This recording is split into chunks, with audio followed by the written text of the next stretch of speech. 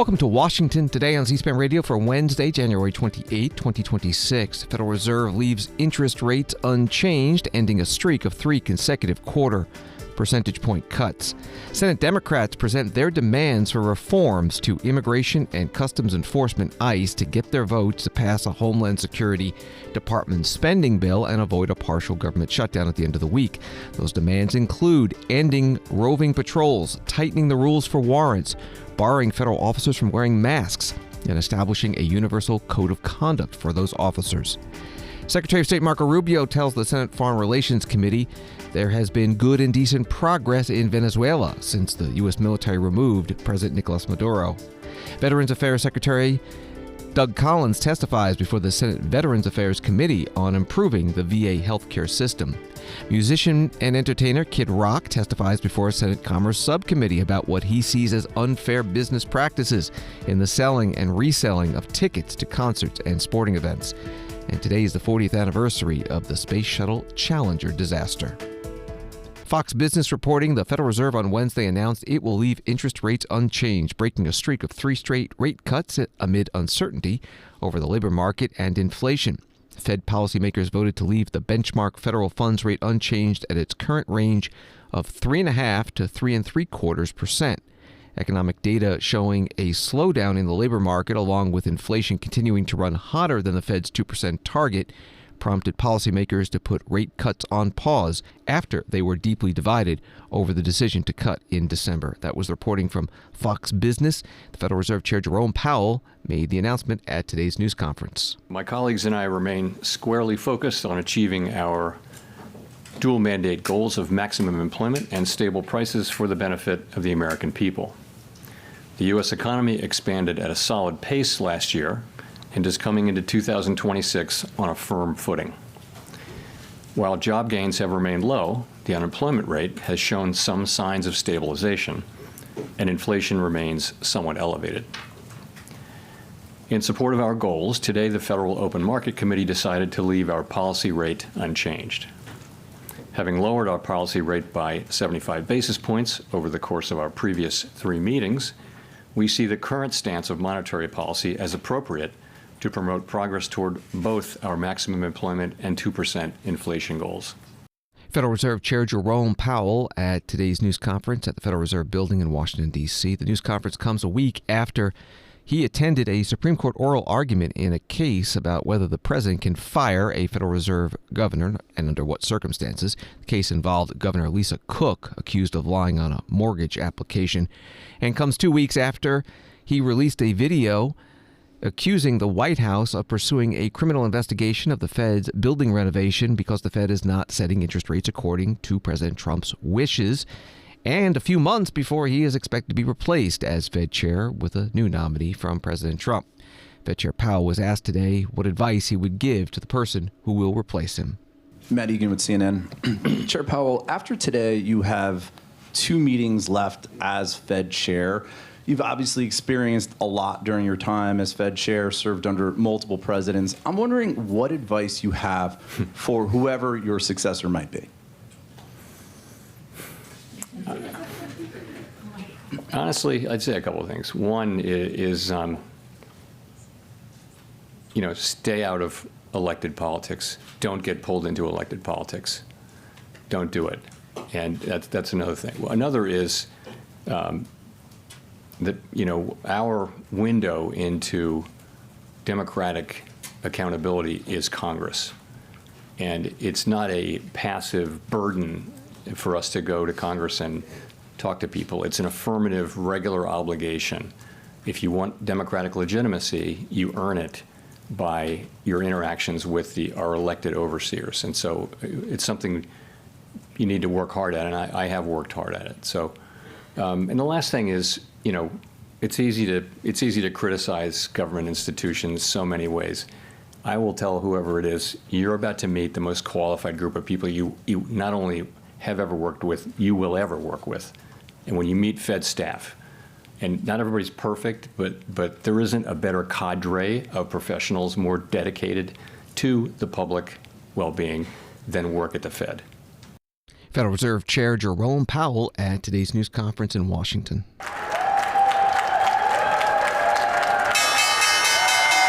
Wall Street reaction to the Federal Reserve's decision to leave interest rates unchanged. Dow up 12, NASDAQ up 40, S&P down a fraction. That New York Stock Exchange bell was rung today by First Lady Melania Trump, who was there to promote her new documentary titled Melania.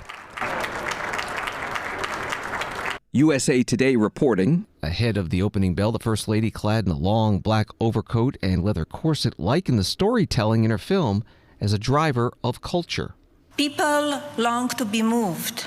We need stories that inspire dreams, offer hope, tales of redemption, sad stories, love stories, and funny stories.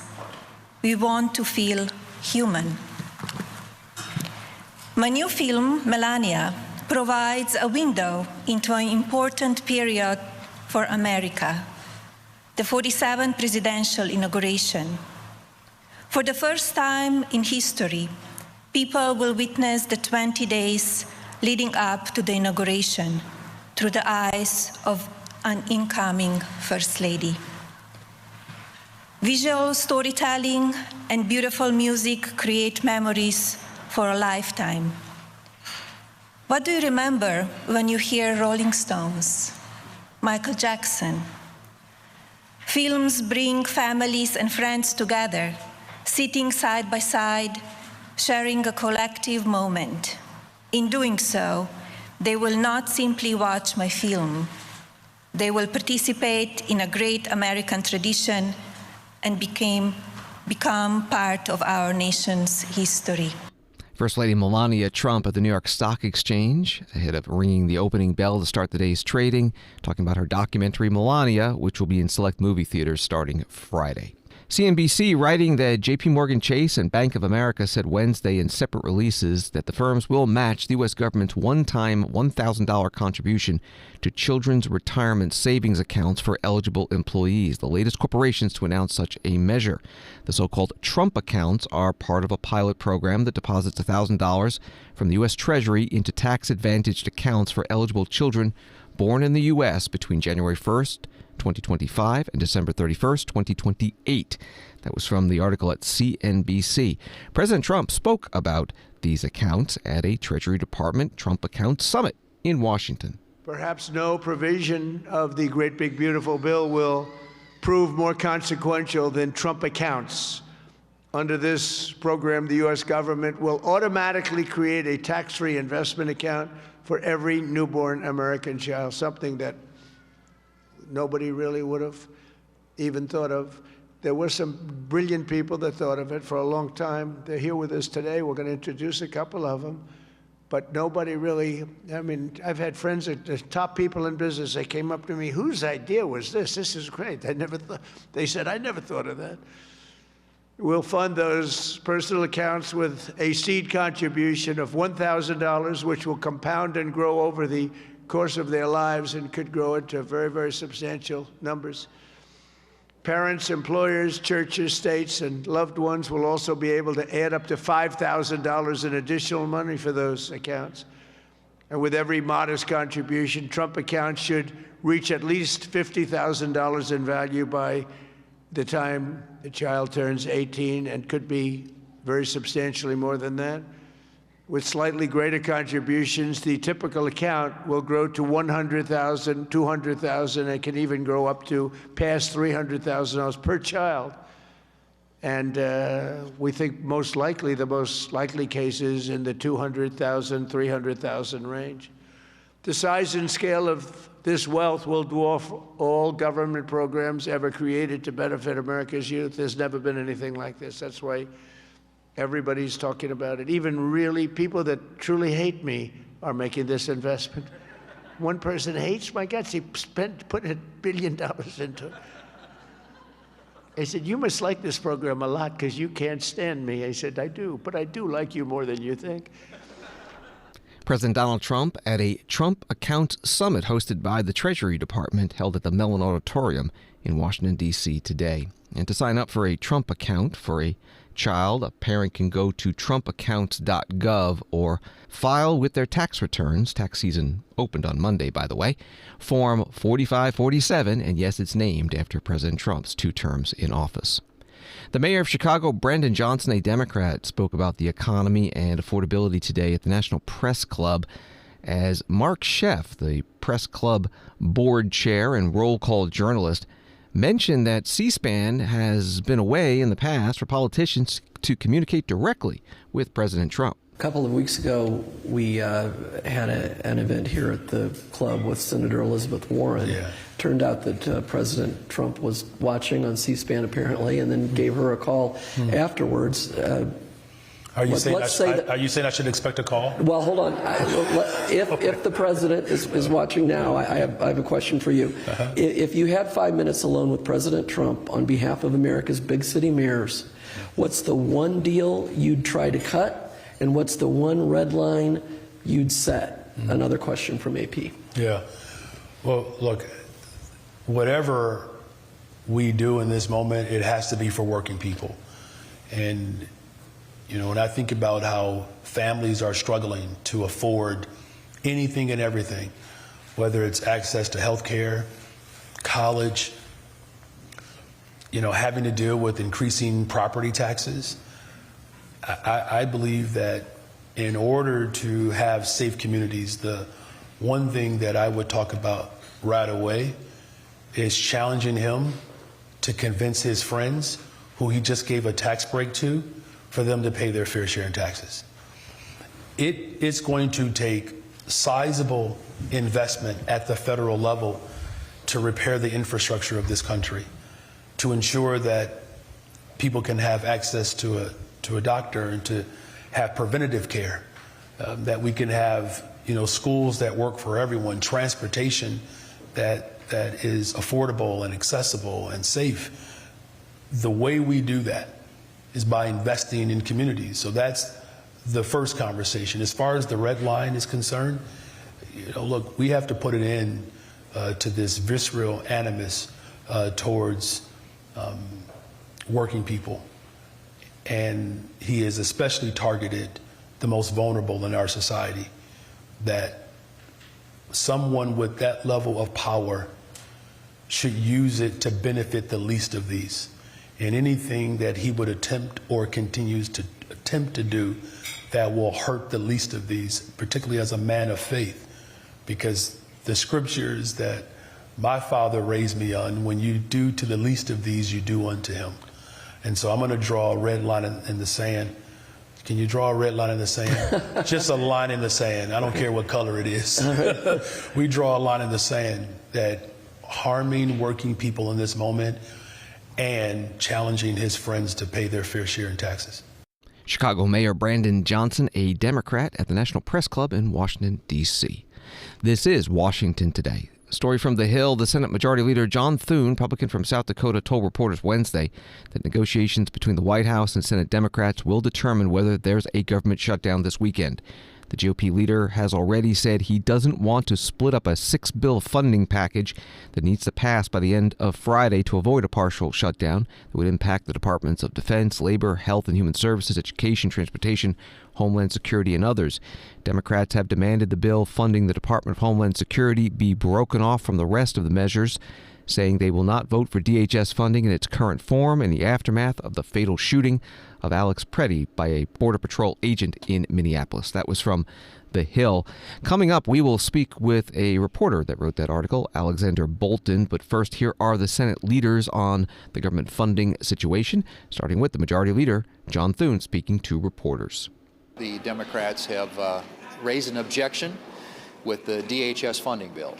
Now, the ironic thing about that, obviously, is that the DHS funding bill actually, if enacted, would spend less on ICE and some of the other things the Democrats are concerned about than would a continuing resolution, which would be a bill to fund the government for the full year at current spending levels.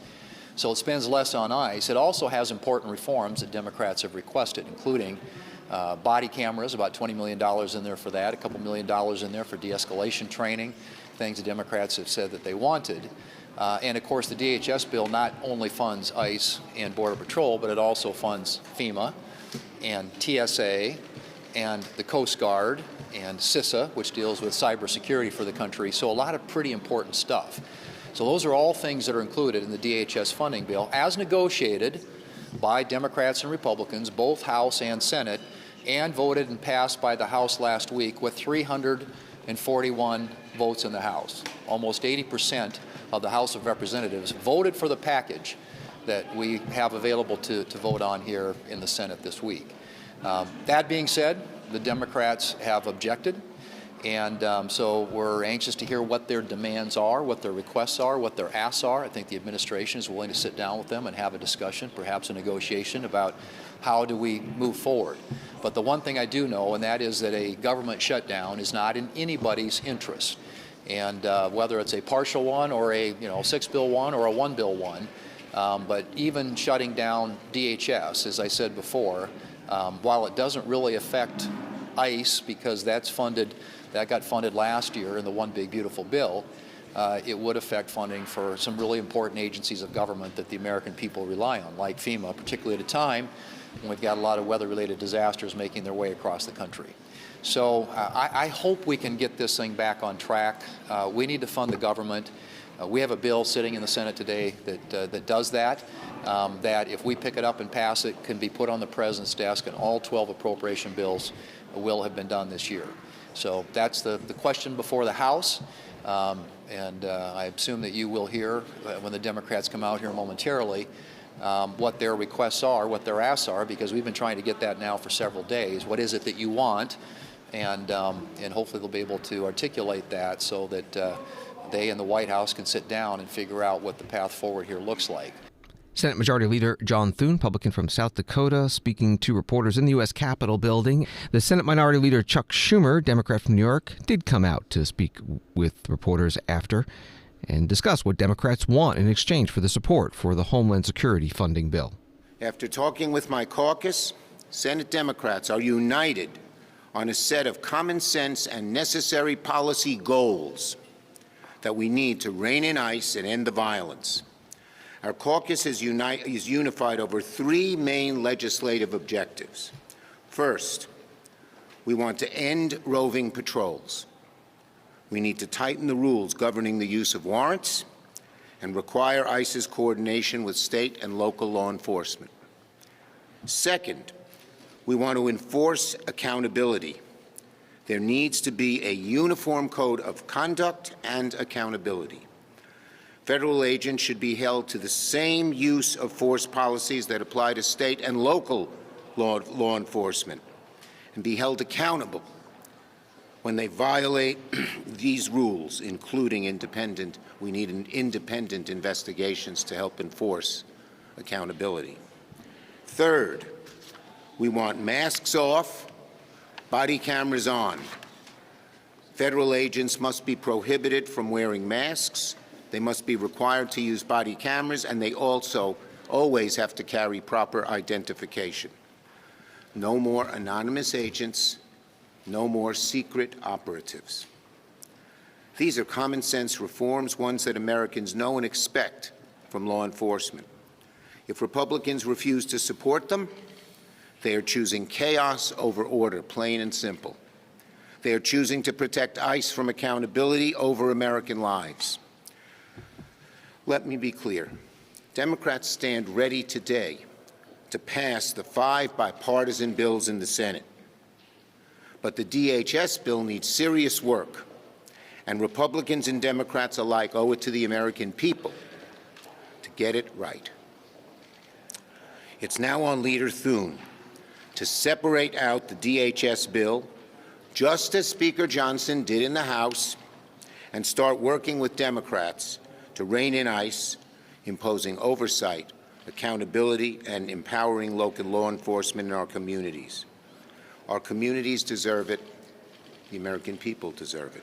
Senate Minority Leader Chuck Schumer, Democrat from New York, speaking with reporters. And joining us now is Alexander Bolton, a senior staff writer with The Hill. Thank you for being with us. We just heard Senator Schumer specify the demands from the Senate Democrats for reform to ICE to be added to the Homeland Security Department spending bill and avoid a government shutdown this Friday. He also wants to split the Homeland Security spending bill from the other 5 bills. What is the reading from the Senate Republicans in response? Well, Chuck Schumer, the Democratic leader, laid out the demands after John Thune, the Senate Majority Leader, had spoken and addressed reporters. But before Schumer did that, John Kennedy, member of the Appropriations Committee, a Republican, predicted that the demands by the Democrats would be unacceptable to Republicans. And if you look at what they're proposing, ending roving border patrol by immigrations and customs enforcement officers, tightening rules governing the use of warrants by officers targeting migrants, enforcing accountability by establishing a universal code of conduct governing federal law enforcement officers' use of force, prohibiting federal officers from wearing masks and requiring them to wear body cameras and proper identification. Some of those may be acceptable, but not all of them. And particularly, I think, the universal code of conduct governing the officers' use of force, that is going to be a difficult one. That is something that came up during, policing reform back in a few years ago. I have to look it up again, but there were negotiations between Tim Scott and Bolton from South Carolina and Cory Booker, and that universal code regarding use of force, those types of things, those were quite difficult to negotiate. Also, I think proposing or demanding the end of roving patrols by ICE enforcement officers, I think that's going to be problematic as well, because the whole point of these immigration raids is to find these these targets by the administration and get them out of the country. So anything that ties ICE's hands and their ability to stop and to target migrants, I think is going to be very difficult to get Republican support for. So Kennedy predicted before Schumer came out with his demands that they would be non-starters, and I think some of them may be acceptable, but I think others will in fact be non-starters. And so that leaves us heading into a vote on Thursday on a 6-bill government funding package that includes funding for part of Homeland Security. And it's very clear that Democrats are going to block that bill because of the Homeland Security money. So right now, I think there's some indications that Republicans would be willing to split the Homeland Security bill out of that package. And, so that they can get the other 5 done. That still would be a pretty big accomplishment. And then, passing some sort of CR stopgap funding measure to cover Homeland Security, most likely. But, soon the Senate Majority Leader just spoke to reporters and said, he's not a big fan of that idea because it creates complications. It's probably going to slow down the whole process. And so, given all the moving parts, we could see a shutdown that lasts, through the weekend or something like that. So at this point, there's not a lot of time, and there are some very big differences. If they do not split that bill off and the shutdown happens, how many government departments will be shutting down? Well, this 6-bill package covers, I believe, 78% of the federal government. So we're talking about Department of Defense, Department of Labor, Department of Health and Human Services, Department of Education, Department of Transportation, Department of State, and the Department of Homeland Security. So it is a big swath of government. And keep in mind, Department of Defense and Department of Health and Human Services, that's about 2/3 of the discretionary budget. So it's a partial government shutdown, but it's a big part of the federal government if none of these 6 bills pass. So I think that's why there is some interest among Republicans to get done what they can get done, which would be the 5 bills, not including Homeland Security. The last time there was a government shutdown, we had multiple weeks of lead up and a lot of publicity about it, and there was a lot of messaging about it. This time, it all seemed to be happening faster. How might that affect does the public know this is about to happen? Well, I think the public is cluing in, but to tell you the truth, government shutdown is not the top story right now. Right now there is more focus on what is happening Minneapolis. What the president's now talking about military action against Iran. There is a lot of stuff going on, and I think I think Kristi Noem and the actions of the ICE agents and the investigation of this shooting of Alex Preddy, the 37-year-old nurse who was shot in the back.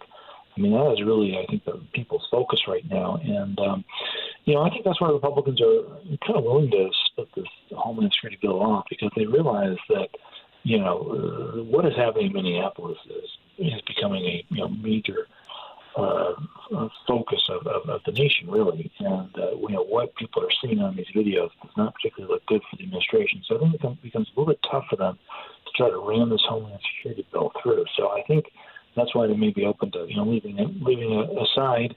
Keep in mind, ICE is fully funded. It has $76 billion over the next 4 years that were allocated by the One Big Beautiful Bill Act. So shutting down, defunding, or not passing a funding bill for the Department of Homeland Security is not going to affect ICE. What it will affect is the Coast Guard. It's going to affect FEMA, which is very important right now in the wake of this snow and ice storm that pummeled the eastern part of the United States. It's going to affect TSA. So if you want to fly anywhere, that's a problem if they're defunded. So I think that there might be a resolution here. I don't think the government shutdown will go on for 43 days if there is one this weekend. Final question. The last time the government shutdown happened and it ended, there were 7 Democrats who crossed over and voted with the Republicans. At the moment, are we sure those 7 Democrats are going to not vote to keep the government funded tomorrow? Of the Democrats who kind of bucked their leadership and voted to reopen the government in November, only one, John Fetterman, said he's going to vote for this 6-bill funding package if it includes Homeland Security on the Senate floor Thursday.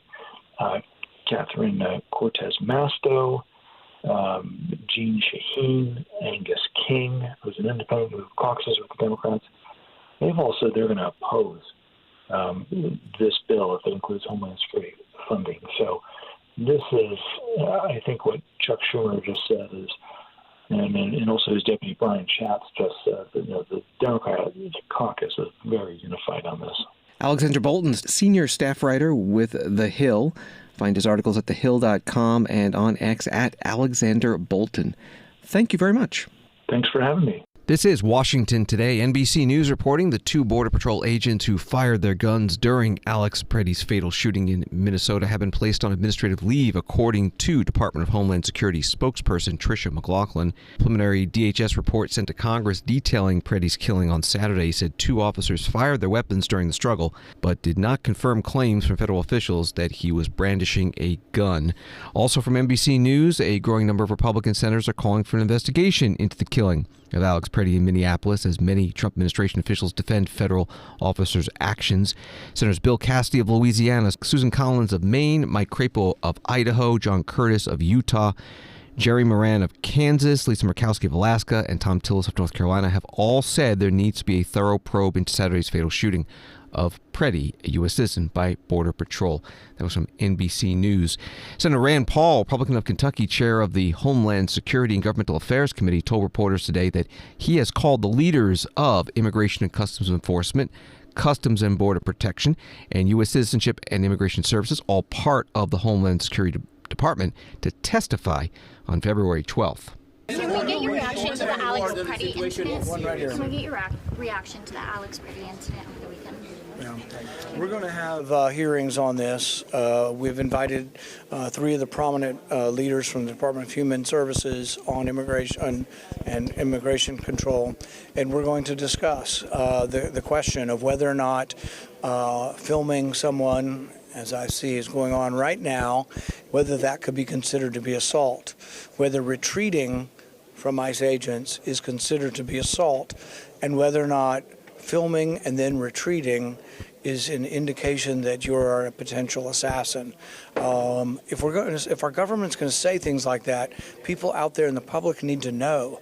I mean, do people filming the government have to worry that they are guilty of assault and the use of lethal force can be used against them. Look, we have this all of the time as far as our police. Our police have a tough job. Our police largely do a good job, but occasionally there are shootings that are unjustified. That's why the officer usually is put on a desk job or administrative leave until his investigation. Even when it's perfectly, I know of at least a couple of shootings in Kentucky where the guy shot the officer 8 times. It ended up being killed by another person in the car. They investigated it for 1.5 years, which I thought was way too long, but that was a completely justified shooting. But we investigate things because we think using deadly force is the unusual. It's the exception to the rule. But we can't just say, oh, nothing to see here, and he was obviously an assassin and a domestic terrorist. When we say things like that, it leads to no confidence in. So I think there really has to be an independent investigation, and this is going to be an investigation outside of DHS. They should themselves immediately appoint a commission. If they don't, I think Congress may do it. Do you feel confident? Senator Rand Paul, Republican of Kentucky, chair of the Homeland Security and Governmental Affairs Committee, speaking to reporters today on Capitol Hill. Senator John Cornyn, Republican of Texas, spoke today on the Senate floor about the aftermath of the shooting death of Alex Preddy by Border Patrol agents in Minneapolis. It's always a tragedy when a human life is ended. I applaud President Trump for taking the steps to review this and sending Tom Homan into Minneapolis to try to de-escalate and restore law and order in that state. The president's also indicated he talked to Governor Walz and that they're working toward a productive solution into what has become an untenable state of affairs in Minneapolis. One thing's absolutely clear: we need better collaboration and cooperation, maybe a little more cooperation than collaboration, between federal and law enforcement in order to ensure that our laws are being followed while preventing further loss of life in our country. But when state and local officials like the governor and the mayor of Minneapolis use their position of authority to vilify federal law enforcement officials, bad things can happen. The governor of Minnesota has compared federal agents to a modern-day Gestapo. How reprehensible and irresponsible is that, particularly coming from a guy who wanted to be the Vice President of the United States? And obviously, Governor Newsom in California has used similar language. Governor Walz has described his state as fighting a war against the federal government.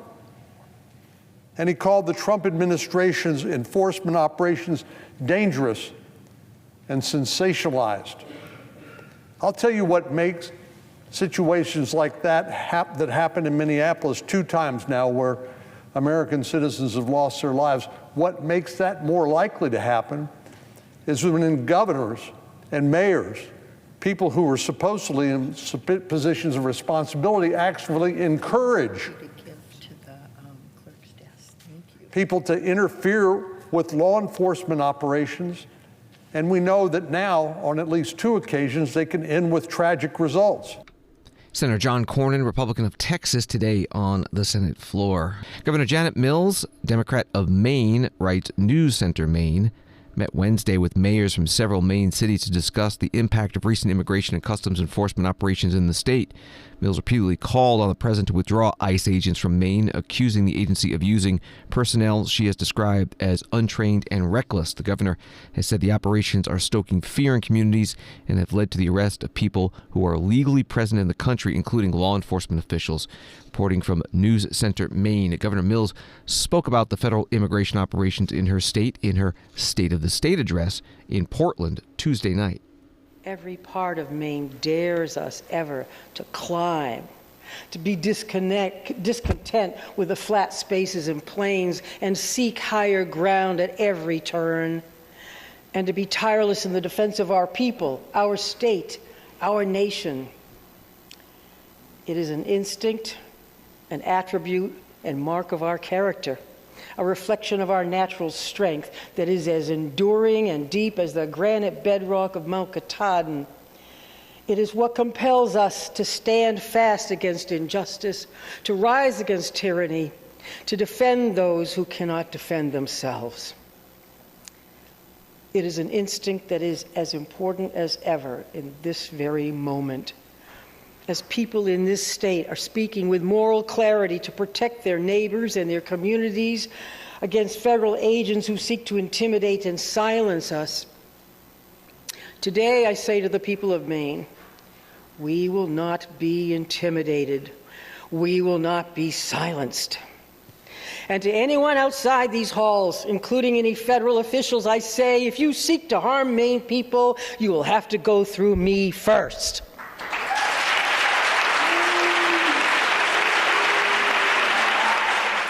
Governor Janet Mills, Democrat of Maine, giving her State of the State address, her final address in office, Tuesday night in Portland. The Portland Press-Herald writing that U.S. Immigration and Customs Enforcement agents have detained more than 200 people in Maine since a surge of federal activity began last week, according to the Department of Homeland Security. DHS Assistant Secretary Tricia McLaughlin said those detained include 4 people who are accused of crimes ranging from aggravated assault to operating under the influence of alcohol. That was from the Portland Press-Herald.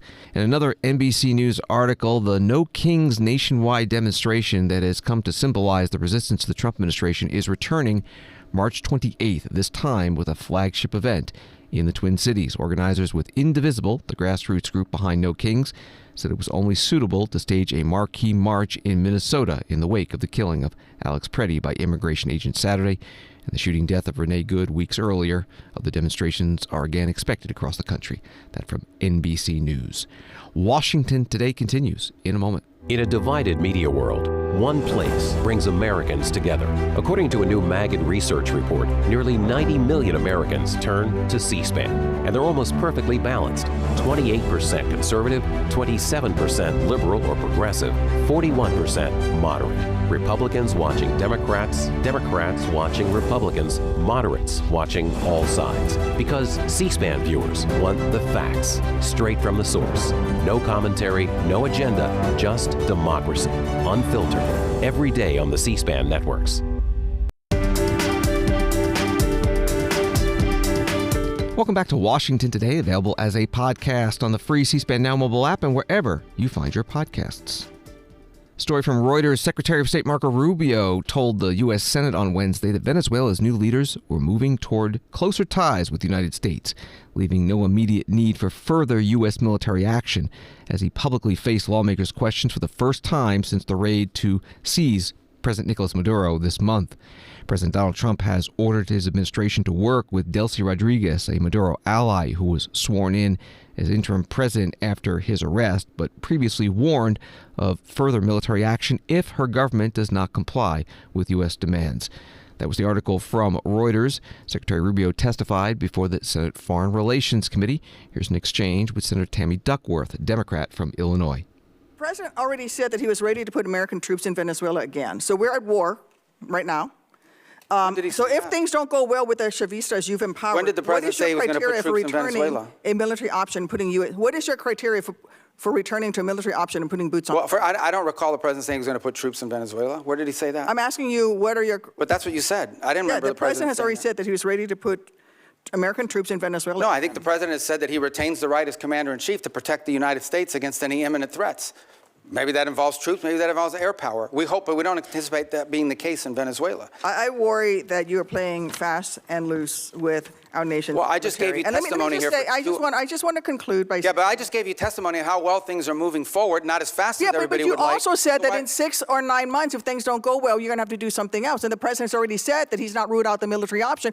And you've also just said that, yes, we are at war. The president has wartime powers. But every president retains the power to use military to protect. So it's reasonable for me to ask you, And I gave you a very specific example. Every president retains the right to defend the United States against an imminent threat. Yes, if there are just give you an example, Iranian drones deployed in Venezuela that could threaten the United States, we most certainly will address that, even if it's located in Venezuela. But we hope we don't get to that point. We don't expect to get to that point. I don't think that we're not trending in that direction. That's a fact. But that said, on the one hand, people of America are worried that this is a president who engages in yet another forever war, Mr. Secretary. We don't need to be in another forever war, and that is the path that we are going towards. And let me just say, well, how are we going towards a forever war if we're dealing with Delcy Rodriguez every day? Option. You're not going to ask him to rescind his invocation of the Alien Enemies Act. That puts Americans in jeopardy. Senator Tammy Duckworth, Democrat from Illinois, questioning Secretary of State Marco Rubio at today's Foreign Relations Committee hearing.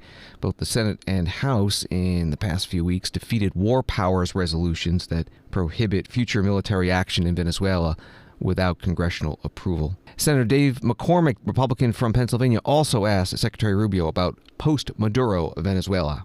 Defending American interests in the face of Russian, Iranian, and Chinese encroachment in the Western hemispheres is a key to the Trump corollary of the Monroe Doctrine.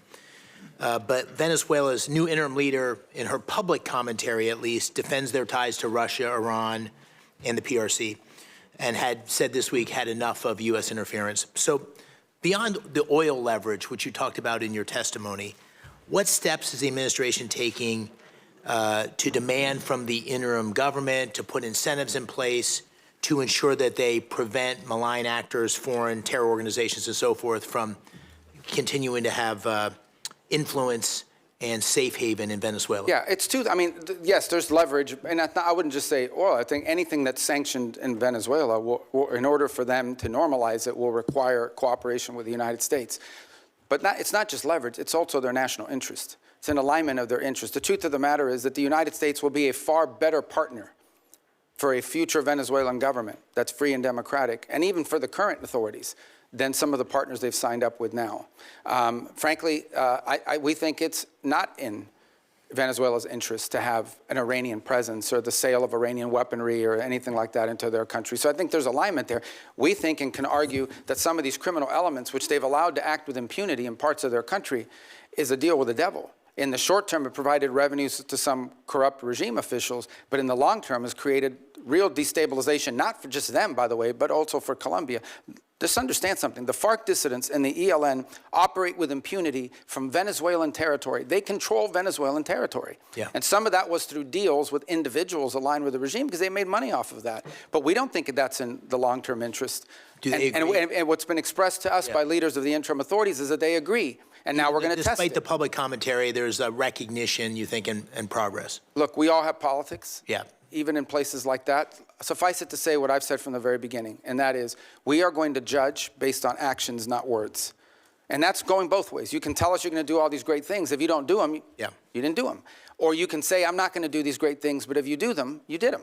Good. And I think we can point to some things now that show you, just as an example. Think about it. Within 2.5 weeks of Maduro's removal, they passed reforms to the hydrocarbon laws, which basically roll back many of the Chavez-era restrictions on private ownership and investment in their country. It doesn't go far enough. It probably needs to do more, but that's extraordinary. That never would have happened 2 or 3 weeks ago. It certainly wouldn't have happened if Maduro was still there. So I think these are signs of progress. Do they still have political prisoners? They do. But many are increasingly being released every single day, and some are actually being released and beginning to speak out again. And we're going to watch very closely how they're treated and how that happens. Questions from Senator Dave McCormick, Republican of Pennsylvania, to Secretary of State Marco Rubio at today's Foreign Relations Committee hearing, the first public hearing on Venezuela since the U.S. military action, January 3rd, that deposed President Nicolas Maduro. From an Associated Press article, the Republican committee chair, Idaho Senator Jim Risch, offered new details on the operation in the Venezuelan capital, saying it involved only about 200 troops and a firefight that lasted less than 27 minutes. This military action was incredibly brief, targeted, and successful, Risch said, adding that the U.S. and other nations may have to assist Venezuela when it seeks to restore democratic elections. That was from AP. This is Washington Today. Senate Veterans Affairs Committee Ranking Minority Member Senator Richard Blumenthal Democrat of Connecticut, writes ConnectingVets.com, has released a report detailing the, quote, harm inflicted on the Department of Veterans Affairs and veterans by the Trump administration's policies. The report, Breaking the Pact, Impacts of Trump, Doge, and Doug Collins' Ongoing Assault on Veterans, was released ahead of the Senate Veterans Affairs Committee oversight hearing with VA Secretary Doug Collins on Wednesday. The report concluded that VA shed more than 40,000 employees in fiscal year 2025 and noted that 88% of those who left were healthcare staff, including doctors, nurses, mental health clinicians, and other frontline employees. That's reporting from ConnectingVets.com. C-SPAN covered this hearing with Secretary Collins, who was testifying about a Veterans Health Administration reorganization plan. Here are questions from Senator Mazie Hirono, Democrat from Hawaii. You know, this regime is implementing a lot of the items that are in Project 2025. And when I look at Project 2025, what it says about the VA is, a quote, to rescind all departmental clinical policy directives that are contrary to the principles of conservative governance. Now, with this reorganization plan, which this is the first time I'm being presented with any of the information, would you say that, are you following Project 2025 and you want to have a top-down organization that will follow the principles of conservative governance, whatever that means? Are you following that language from Project 2025? No, Senators, I said in my confirmation here, and I haven't even read it. And by the way, we're in 2026. I'm trying to run the VA for today. I'm not sure why we're looking backwards to something I'm not doing. Well, because the president is following and implementing a lot of the items in Project 2025, one of the largest being to totally eliminate the U.S. Department of Education support for public schools. I find it hard to sort of, get that what you're doing is not following what is in Project 2025, which is a very ideologically driven directive on how the VA should be run. And it seems to me that when I look at your reorg plan, what I can make of it is a really top-down kind of organization. In fact, when I visited the VA in Hawaii, he had to go and get approval from, I think, you or somebody that is a totally top-down. And I wasn't given permission to visit my own VA person until practically the day that the visit was scheduled. Is that how it's going to be? No, ma'am. I think that is a rhetorical question. Well, it's not rhetorical to me because we're actually here to explain this to you. And if you would take it to ask questions about RISE, you would figure this out. Excuse me, Mr. Secretary. It all sounds good. You're trying to save money and all that, but at a time No, ma'am. I'm trying to help veterans. Let's get the point straight first. That's good to know. I appreciate it. How is helping veterans? How are the veterans supposed to be helped if it's going to be a top-down organization where your hospital directors are not really going to have the right to hire people? You have a pause or whatever it is on them making those decisions. There's no hiring freeze right now at all. In fact, it just shows to me, unfortunately, that all the information that's been given to your staff and others is not filtered up enough, because if you're saying this reorganization is a top-down approach, then I'm sorry, I'm not sure what kind of charts I can show you that this is not. This actually puts the benefits back at the executive director level in the hospitals. This actually puts our front line. We've had it so reversed. Actually, Mr. We've had it so reversed, Mr. Chairman and others, that it is actually that. You know what, the top-down and giving more flexibility to the local hospitals so that they can really formulate That's what this plan does. Care plans. That's what it does. But that was what it was originally, that to have 25 or whatever the number is, that was what was intended, and now you're bringing it back to a very centralized 5. No, you're missing the point here. I think, Senator, this is a great conversation, but you're missing the point. When, as Greg Goins, who's a career VA employee, has stated, the VISN directors were not in a position to actually do the management level diagnosis that needs to be happening. So now we're having management level at 5 where they can do the management levels for the divisions, while we have health service areas who actually are able to talk to your hospitals in Hawaii and other places. If you look at this plan, I would welcome any disagreement except for one, and that is the fundamental wrong statement that this is a top-down plan. Oh, that's what it looks like to me. And you can say all the things that you want, but it's all in how it's going to be implemented. And to come up with this whole reorganization plan at a time when there's basically chaos in this regime is pretty hard for me to It's pretty hard for me to kind of say, oh, well, I think this is really a great thing that you're doing on behalf of the veterans. Senator Kramer. Mr. Chairman, can I ask that last? In the midst of chaos, it is amazing to me that we've cut the backlog. It's amazing to me that we've actually lowered wait times. It's amazing to me that through this process, we've made it easier for our veterans to get the health care service they need. If that's chaos, maybe we're in the right direction. Testimony from VA Secretary Doug Collins before the Senate Veterans Affairs Committee. Questions from Senator Mazie Hirono, Democrat from Hawaii. The Department of Veterans Affairs announcing today it will spend $4.8 billion in fiscal year 2026 to modernize and improve health care facilities, including $1 billion for the maintenance and modernization of electronic health record systems. Hollywood Reporter writing that Kid Rock returned to Capitol Hill on Wednesday afternoon to testify before Congress on behalf of artists on the skyrocketing cost of concert and event ticketing, sharing with lawmakers his ideas on how to combat the corporations and scammers driving up ticket costs and leaving fans shut out and providing no benefits to the artists. Wednesday's subcommittee hearing, led by Marsha Blackburn, Republican from Tennessee, examines the live performance industry and ticket sale practices, the fees charged by primary and secondary sellers, and the prevalence of automated bots that rapidly buy up tickets. That was from the Hollywood Reporter. Here is Senator Blackburn questioning Kid Rock. Kid Rock's real name is Robert Ritchie. Mr. Ritchie, I want to come to you. I know you've got the reputation not only in Nashville but around the country. You do a barn burner of a show, and you're known. You're going to say something else.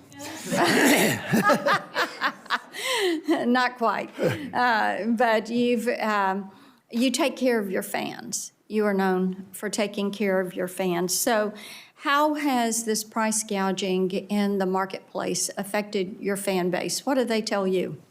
They're pissed.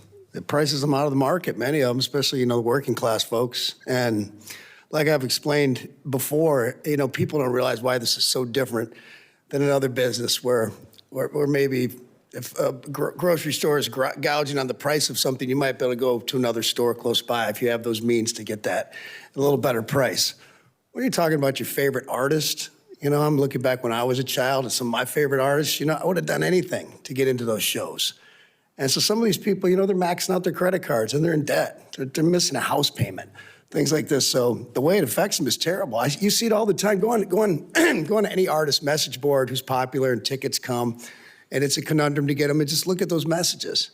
Oh, I wish I could go. I wish I could afford it. I'm priced out. Like blah blah blah. It's really just common sense, which is we keep talking about. I've heard it from Mr. Hickenlooper and down here. They're trying to run this disguise again of like speculative ticketing and all-in pricing. These things are great. We do all agree on them. It doesn't solve the problem because what they hide in these things, which I believe they've done in Colorado and that they're doing in California, or they've done, is they do all these wonderful things. It goes, oh, they're doing all this stuff for ticketing. What they don't do, or what they do is they sneak in or they say, we must keep tickets on the free market.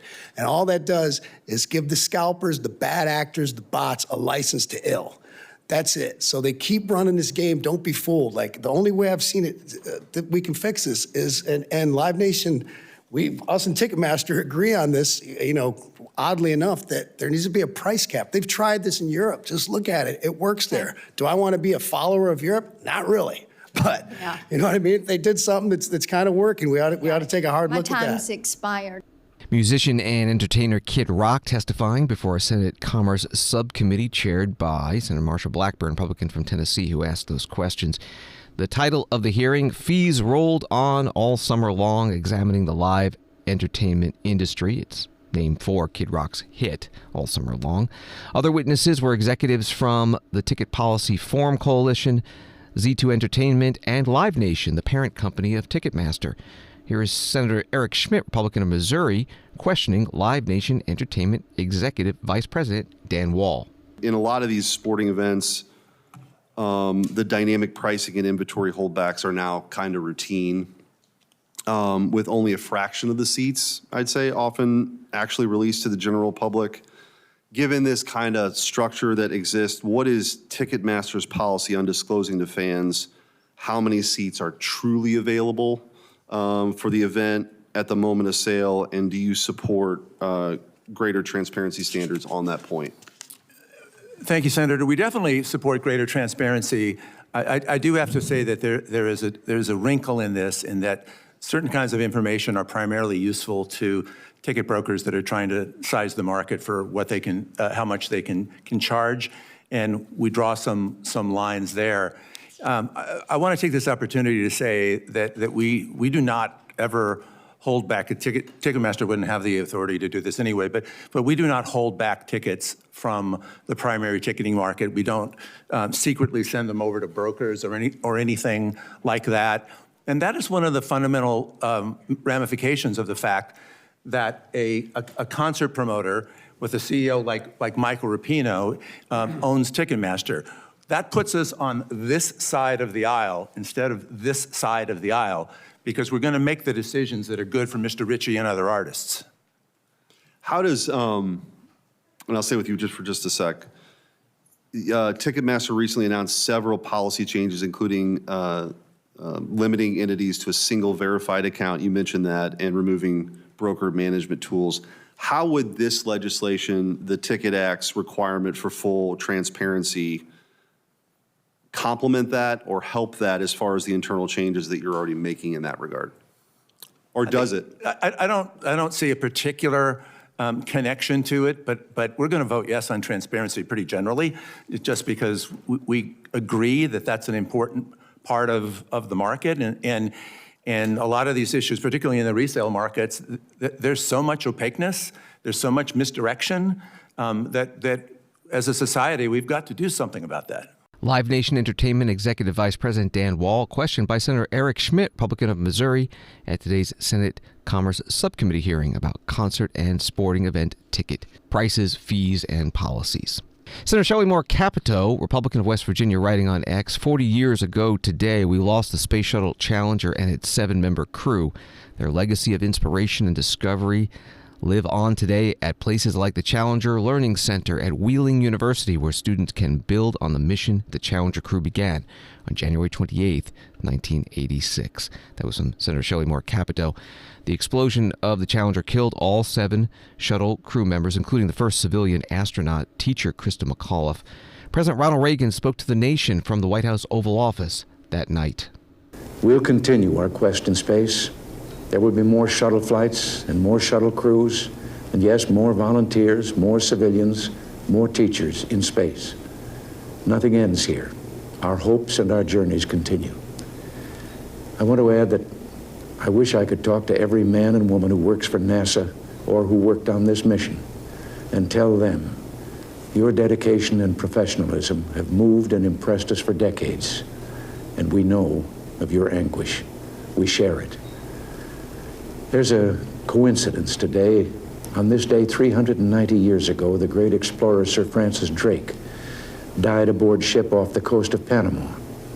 In his lifetime, the great frontiers were the oceans, and a historian later said he lived by the sea, died on it, and was buried in it. Well, today, we can say of the Challenger crew, their dedication was, like Drake's, complete. The crew of the Space Shuttle Challenger honored us for the manner in which they lived their lives. We will never forget them, nor the last time we saw them this morning, as they prepared for their journey and waved goodbye and slipped the surly bonds of earth to touch the face of God. President Ronald Reagan in 1986, today in history, the 40th anniversary of the Space Shuttle Challenger explosion, 73 seconds after liftoff. This Saturday, American History TV on C-SPAN 2 will be airing a special 8 hours on the history of the American space program, with NASA films and historical newsreels on past space missions, and an interview with the Smithsonian Institution's Air and Space Museum Apollo curator. From the race to the moon to Skylab to the shuttle program, American History TV on C-SPAN 2 all day Saturday, January 31st. And thanks for listening to Washington Today. For the latest on what's going on in Washington, sign up for C-SPAN's evening newsletter word for word at cspan.org. Have a good night.